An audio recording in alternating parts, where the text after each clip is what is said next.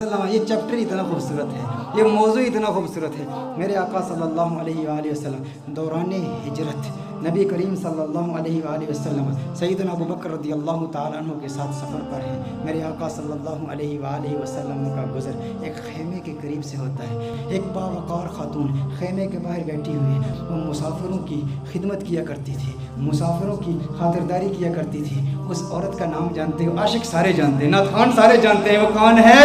ام معبد ہے، جس کے کلام کی عظمتوں کے ترانے دور حاضر کے فصحاء الاپتے ہیں، بڑے بڑے ادیب اس کی عظمتوں کے ترانے الاپتے ہیں۔ وہ خاتون بیٹھی ہے، سیدنا صدیق اکبر رضی اللہ تعالی عنہ ارشاد فرماتے ہیں، کچھ گوشت ہے، کچھ دودھ ہے، اگر بیچنا چاہو ہم خرید لیں گے۔ ایک روایت میں بیچنے کا ذکر ہے، ایک روایت میں مطالبہ کیا، طلب کیا کہ گوشت دو یا دودھ دو۔ ام معبد کہتی ہے قحط سالی کا زمانہ ہے، شدید قحط پڑا ہے، ہمارے پاس تو کچھ بھی نہیں ہے، ہم تو عرب لوگ ہیں، مسافروں کی خدمت کے لیے یہاں بیٹھتے ہیں، مسافروں کی خدمت کرتے ہیں، لیکن آج ہمارے پاس کچھ بھی نہیں ہے۔ میرے آقا صلی اللہ علیہ وآلہ وسلم کی نظر اس کے خیمے کے اندر موجود ایک بکری پر پڑتی ہے۔ وہ بکری انتہائی لاغر، انتہائی ناتواں، انتہائی کمزور۔ میرے آقا صلی اللہ علیہ وسلم نے بکری کی طرف اشارہ کیا۔ ام معبد کہتی ہیں ارے یہ بکری یہ تو لاغر کمزور ہے۔ میرے آقا صلی اللہ علیہ وسلم نے ارشاد فرمایا ہے ام معبد اگر تو اجازت دے تو اس کا دودھ دھو لوں۔ اس نے کہا بڑے شوق سے دودھ دھو لیجئے، لیکن اس میں دودھ ہے کہاں؟ اس کے تھنوں میں دودھ ہے ہی نہیں، یہ اس قدر کمزور ہے۔ آقا صلی اللہ علیہ وسلم اس کی پشت پر ہاتھ رکھتے ہیں، بکری کے دونوں پاؤں ملاتے ہیں، پھر میرے آقا صلی اللہ علیہ وسلم اس کے تھنوں پر ہاتھ رکھتے ہیں۔ میرے آقا دعا پڑھتے ہیں اللہم بارک لہا فی شاتہا، یا اللہ ام معبد کی اس بکری میں برکتیں پیدا کر دے، اسے مبارک بنا دے، اسے برکت دے دے۔ جو ہی میرے آقا یہ دعا پڑھتے ہیں، آقا کے ہاتھ لگنے کی دیر تھی، اس کے تھن میں دودھ اتر آتا ہے، اتنا دودھ اتر آتا ہے، اس قدر دودھ آ جاتا ہے کہ اس کی ٹانگیں کھل جاتی ہیں۔ میرے آقا صلی اللہ علیہ وسلم ارشاد فرماتے ہیں ام معبد برتن لے آؤ۔ ام معبد برتن لاتی ہے، وہ برتن دودھ سے بھر جاتا ہے۔ میرے آقا صلی اللہ علیہ وآلہ وسلم ام معبد کو دودھ دیتے ہیں۔ ام معبد کہتی ہے پہلے آپ پئیں۔ میرے آقا فرماتے ہیں نہیں پہلے تو پی۔ خیمے کے اندر اور بھی لوگ موجود ہیں، ان کو بھی دودھ پلایا جاتا ہے، آقا کے ہمراہیوں کو بھی دودھ پلایا جاتا ہے۔ پھر آقا خود دودھ پیتے ہیں اور دودھ پیتے ہوئے پھر کہتے ہیں ساقی القومی آخرہم، قوم کو پلانے والا جو ساقی ہوتا ہے سب کو پہلے پلاتا ہے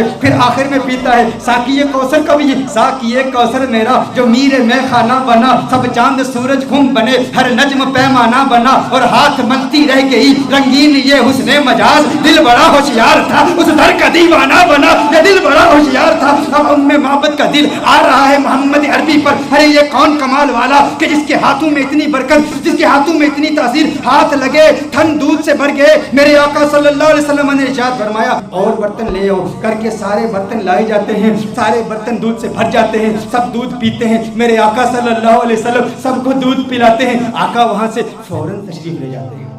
ام معبد سے خطا ہو گئی، نام نہیں پوچھا یہ کون آیا تھا جس میں اتنی برکت تھی، نہ نام پوچھا نہ پتہ پوچھا، آقا کا آنا جانا دیکھتی رہ گئی یہ کون آیا، حسین و جمیل آیا جس کا حسن ایسا منفرد کہ اس کے حسن کا مقابلہ دنیا کا کوئی حسین کر نہیں سکتا۔ آقا تشریف لے جاتے ہیں، ام معبد نام تک نہیں جانتی، ابو معبد ام معبد کا خاوند جب بکریاں چرا کے اپنے ریوڑ کے ساتھ گھر آتا ہے، دیکھتا ہے انوار و تجلیات کی برسات ہو رہی ہے۔ ابو معبد کہتا ہے یہاں کون آیا تھا، آج گھر میں رونق دوبالا ہو چکی ہے، آج یہ خیمہ معطر و معمبر ہو چکا ہے، خوشبو آ رہی ہے۔ ارے میں کہتا ہوں وہ تو چھوٹا سا خیمہ تھا، محمد عربی کا گزر مدینے کی گلیوں سے 1400 سال پہلے ہوا، آج بھی عاشق وہاں جاتے ہیں، انہیں آج بھی خوشبو محسوس ہوتی ہے۔ ابو معبد کو خوشبو کیوں نہیں محسوس ہوئی ہوگی؟ ابو معبد نے کہا میرے گھر کی رونق بدل گئی، کیفیات بدل گئی، حالات بدل گئے ہے۔ ام معبد کون آیا تھا؟ ام معبد نے کہا میں نہیں جانتی، ایک آنے والا آیا تھا، کہا نام کیا؟ ام معبد نے سوچا نام تو پوچھا نہیں، اپنی جانب سے نام رکھ لیا، کہا جو آیا تھا اس کے آنے سے گھر میں برکت آئی، گھر میں رونق آئی، گھر میں نور آیا۔ اس نے ایک دعا کی، دعا میں برکت کے الفاظ تھے، اس نے کہا اللہم بارک لہا فی شاتہا، ہے اللہ ام معبد کی اس بکری میں برکت پیدا کر دے۔ کہا جس کے آنے سے اتنی برکتیں آئی ہیں وہ یقیناً برکت والا ہے۔ ام معبد نے اپنی طرف سے نام رکھ دیا، کہا مبارک آیا تھا۔ کیا کہا؟ کہا مبارک آیا تھا، کہا مبارک آیا تھا۔ ابو معبد نے سمجھا نام ہی مبارک تھا، کہا مبارک کیسا تھا، مبارک کیسا تھا؟ ذرا مبارک کا حلیہ تو بیان کرو، وہ کون مبارک تھا جس کی اتنی برکت، انوار و تجلیات کا نزول، گھر میں نور کی برسات؟ وہ مبارک کیسا تھا؟ معبد نے، عرب کی اس بادہ نشین خاتون نے آقا کے حسن کی، اس پیکر نور کے حسن کی ایسی دلاویز تصویر کشی کی، خدا کی قسم انسان حیران ہو جاتا ہے۔ اللہ نے اس خاتون کو ایسا حقیقت شناس بنایا، ایسی حقیقت شناس آنکھوں سے نوازا اور ایسی حقیقت ترجمان زبان سے نوازا کہ آج کے ادبا، آج کے فصحا اس کلام پہ ناز کرتے ہیں کہ کیسی تصویر کشی کی آقا کے حسن کی، کہ آپ بتاؤ تو صحیح وہ مبارک کیسا تھا۔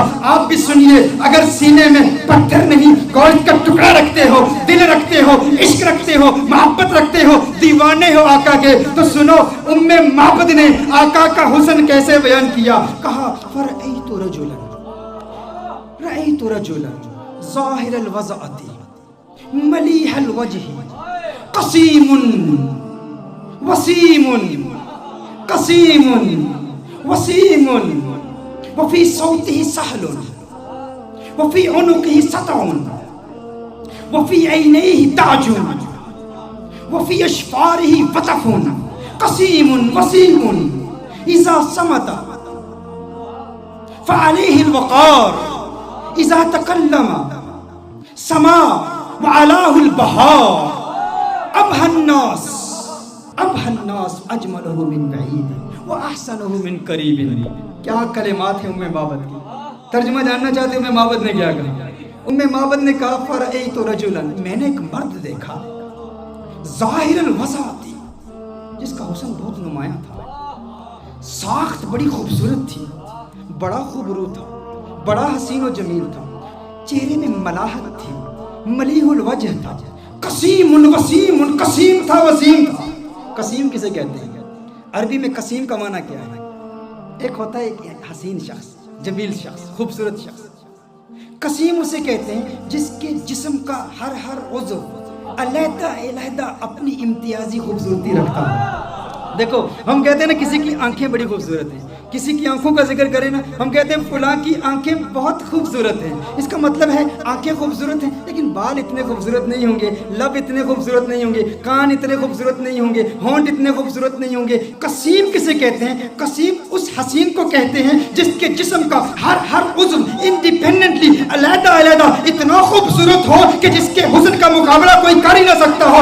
معبد نے کہا قسیم، میں ترجمہ کرتا ہوں، قسیم کا معنی یہ ہے جس کی آنکھیں اتنی خوبصورت ہیں کہ اس کی آنکھوں جیسے کسی کی آنکھیں نہیں، جس کی زلفیں اتنی خوبصورت ہیں اس کی زلفوں جیسے کسی کی زلفیں نہیں، اس کے لب اتنے خوبصورت ہیں اس کے ہونٹوں جیسے کسی کے ہونٹ نہیں، اس کی انگلیاں اتنی خوبصورت ہیں اس کی انگلیوں جیسے کسی کی انگلیاں نہیں، ارے اس کے پاؤں اتنے خوبصورت ہیں اس کے قدموں جیسے کسی کے قدم نہیں، اس کا کلام اتنا خوبصورت ہے اور اس کی بولی جیسی کسی کی بولی نہیں۔ کہا قسیم وسیم، وسیم کسے کہتے ہیں؟ وسیم اس حسین کو کہتے ہیں جس کو ایک مرتبہ دیکھو تو بار بار دیکھنے کا من کرے، بار بار دیکھنے کا جی چاہے۔ دنیا کا کوئی بھی حسین شخص ہو نا، آپ اسے ایک مرتبہ دیکھیں، دو مرتبہ دیکھیں، تین مرتبہ دیکھیں، وقت آتا ہے رفتہ رفتہ دل اکتا جاتا ہے، دلچسپی کم ہوتی چلی جاتی ہے۔ انسان ایک مرتبہ دیکھے، ایک دن دیکھے، دو دن دیکھے، ایک مہینہ دیکھے، دو مہینے دیکھے، بالآخر دلچسپی کم ہو جاتی ہے۔ لیکن وسیم اسے کہتے ہیں جو اتنا حسین ہو، ارے جسے جب دیکھو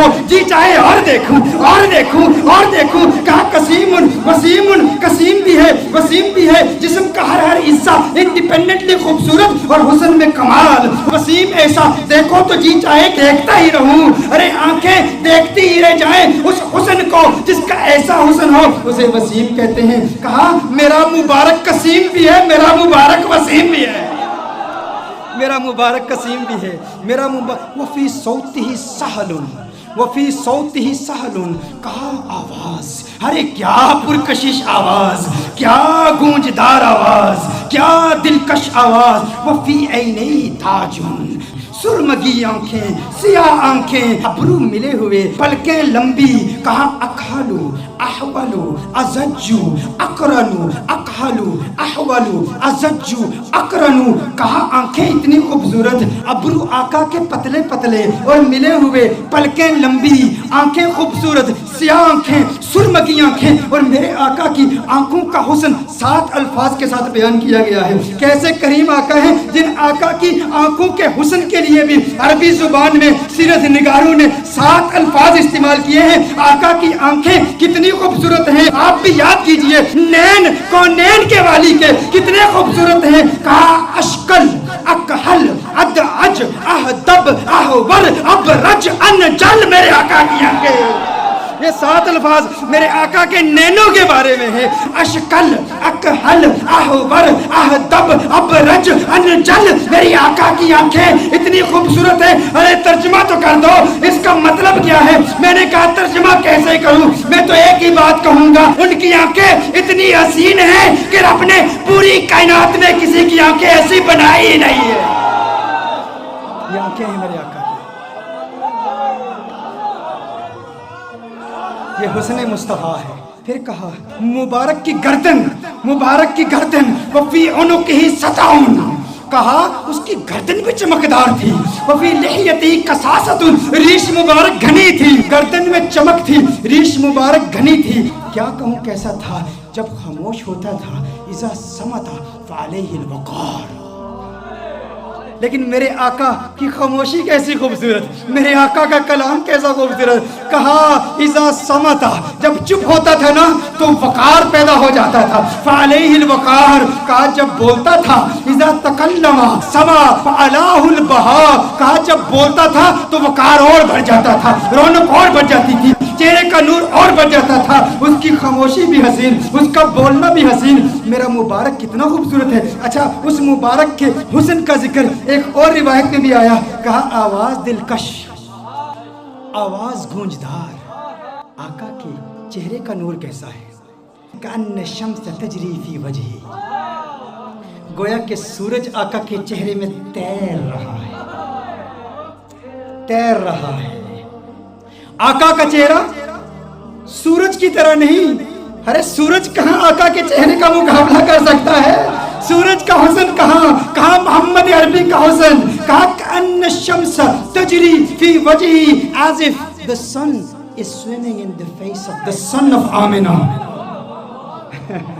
اور کہا گال فقط نورانی نہیں, ایک تو ہوتا ہے چہرے میں چمک ہو, نور ہو, روشنی ہو. کہا روشنی بھی تھی لیکن سرخی بھی تھی.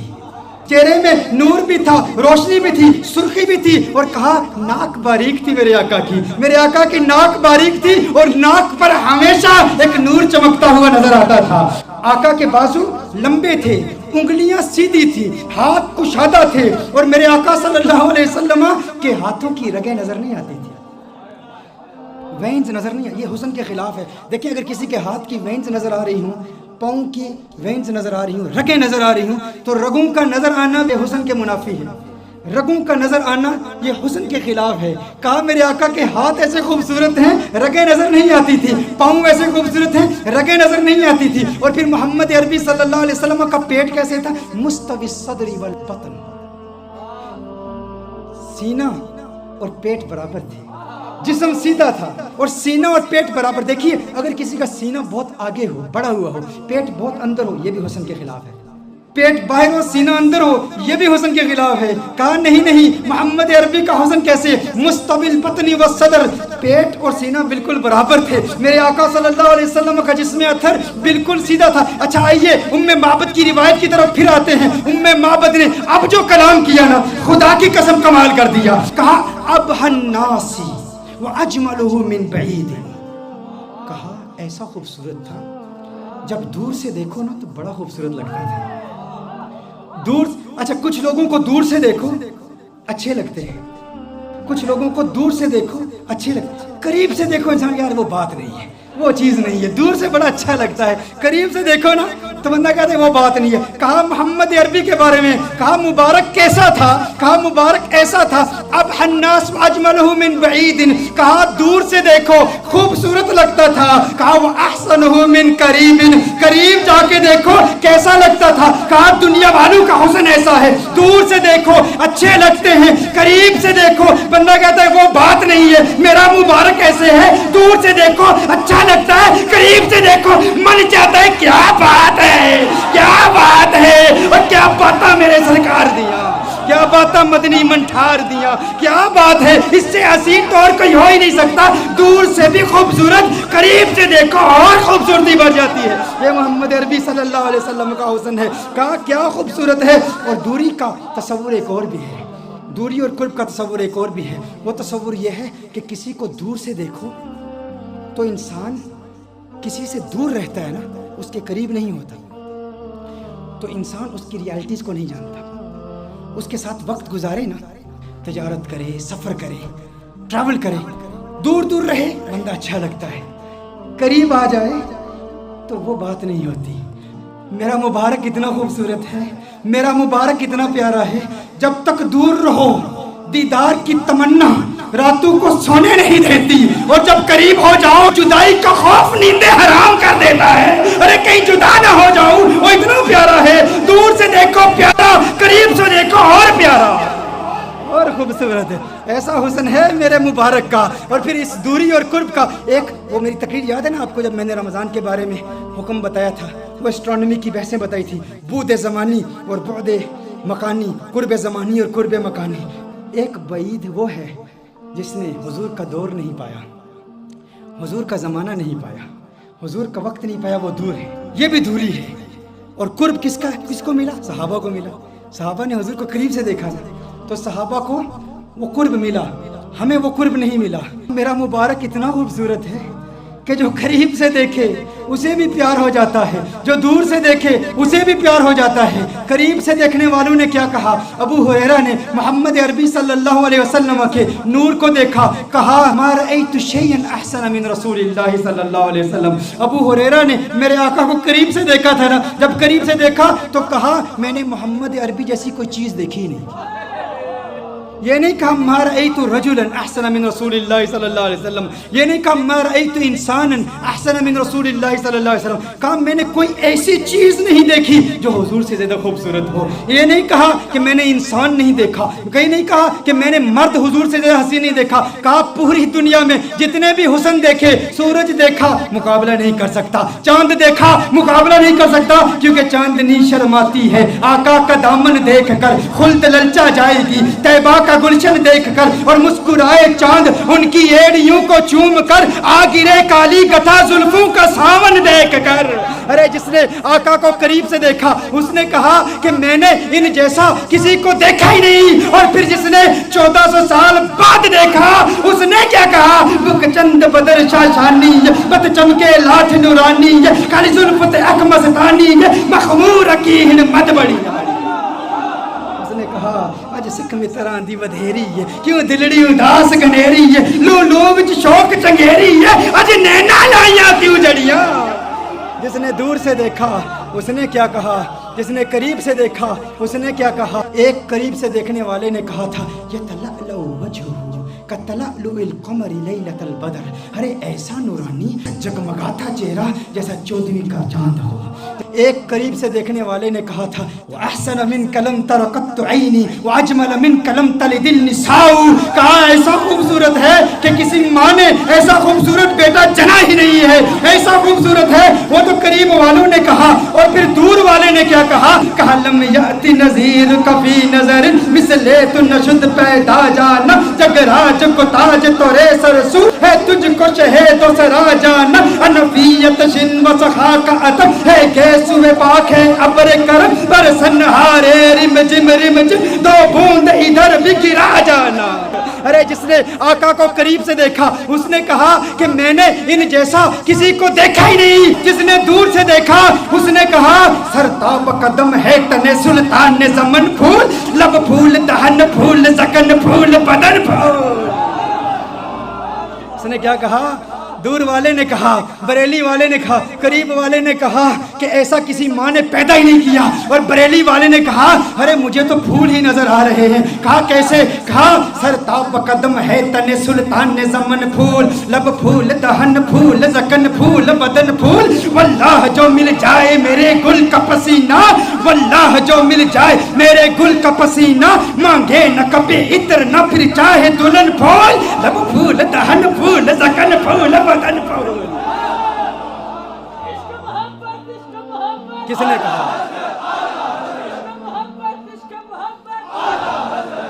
نے کہا سر تاب قدم ہے تن سلطان زمن پھول. چشتی ملنگ پڑھ رہا.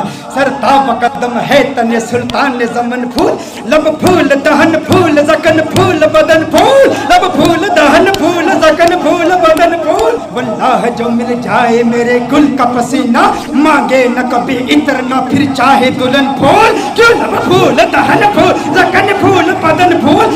تنکا بھی ہمارے تو ہلائے نہیں ہلتا, تنکا بھی ہمارے تو ہلائے نہیں ہلتا.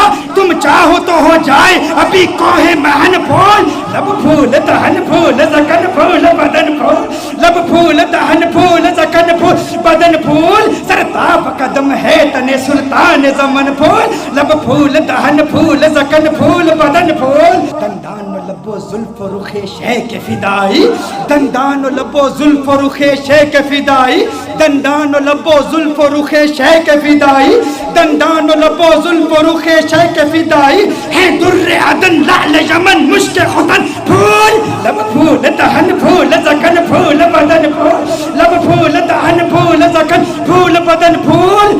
کیا بات, کیا بات, کیا بات رضا اس چمنستان کرم کی, کیا بات رضا اس چمنستان کرم کی. زہرا ہے کلی جسم حسین اور حسن پھول.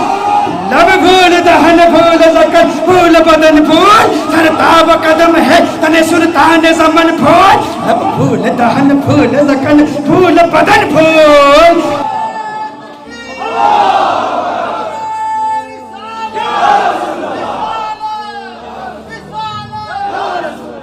یہ حسن ہے, جو قریب سے دیکھے وہ کیا کہتا ہے, جو دور سے دیکھے وہ کیا کہتا ہے. مجھے لوگوں نے کہا بتاؤ حضور کا حسن کیسا ہے, یا ام بابت کا واقعہ بیان کر دوں. میرا تو ام بابت کا واقعہ اتنا لمبا ہو جاتا ہے, وہ اس لیے کیونکہ ہم صرف کتابوں سے نہیں دیکھتے. ہاں صرف کتابیں نہیں, کیوں کتابوں سے دلائل دوں یا تصور میں انہیں لاؤں, کتابوں سے دلائل دوں تصور میں انہیں لاؤں. کوئی مجھ سے پوچھ بیٹھا ہے میرا محبوب کیسا ہے, رخ مصطفیٰ وہ کتاب ہے کہ محبتوں کا نصاب ہے. میری دل کی ہے یہی آرزو دن رات اسے دیکھا کرو. صفائے دل پہ نقش ہے شکل و صورت یار کی, عشق کی ساری داستان بند ہے اس کتاب میں. عشق کی ساری داستان, عشق کی ساری داستان بند ہے اس کتاب میں, عشق کی ساری داستان بند ہے اس کتاب میں. اب ابو معبد حیران پریشان, اس نے کہا ایسا خوبصورت ہے. ابو معبد نے کہا جو اتنا خوبصورت, جو اتنا پیارا. ارے آئندہ کبھی وہ آئے نا تو مجھے فوراً بلا لینا. آج کے بعد میں کبھی بکریاں دور نہیں لے جاؤں گا, کبھی تقریر. یہ میں اتنی بڑی محرومی, اس سے بڑی اور محرومی کیا, اس میں بکریاں چرانے کے لیے چلا گیا اور مبارک آ کے چلا گیا. اس نے کہا ٹھیک ہے. اب بے چینی بڑھتی چلی گئی. ام معبد پتہ نہیں پوچھا, ایڈریس نہیں پوچھا, نام نہیں پوچھا. وقت گزرتا چلا گیا. ایک دن ایسا آیا, ام معبد اپنے بیٹے کے ساتھ اپنے گھر سے جاتی ہے, دکان پر جاتی ہے. مدینہ منورہ میں پہنچے تو اچانک بیٹے نے صدیق اکبر کو دیکھ لیا. کس نے کس کو دیکھ لیا؟ بیٹے نے صدیق اکبر کو دیکھ لیا.